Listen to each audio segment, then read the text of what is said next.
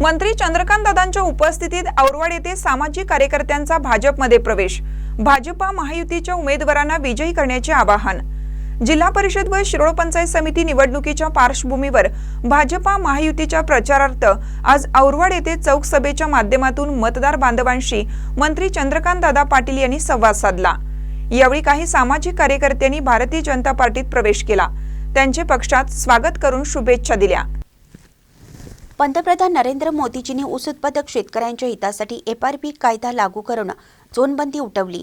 त्यामुळे शेतकऱ्यांना आपल्या ऊसाचा योग्य दर मिळण्याचा मार्ग मोकळा झाला।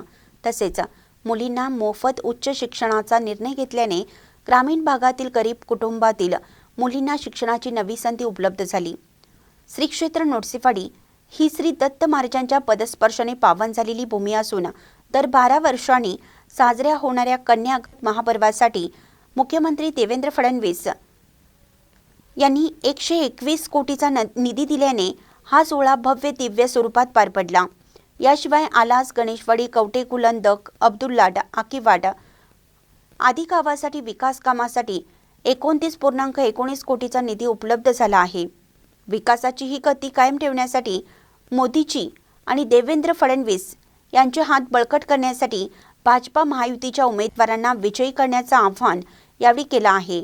या प्रसंगी गुरुदत्त शुगरचे चेअरमन माधवराव घाडगे, भाजपाचे जिल्हा अध्यक्ष राजवर्धन नाईक निंबाळकर, रजनीताई मगदूम, राजू रावण, मल्लाप्पा चौगुले, जिल्हा कार्यकारिणी सदस्य अनिल मादनाईक, विजय भोजे, महेश देवताळे, राहुल घाडगे, शिवाजी खोंद्रे, अनवर जमादार यांच्यासह भाजपा महायुतीचे उमेदवार, पदाधिकारी व ग्रामस्थ मोठ्या संख्येने उपस्थित होते।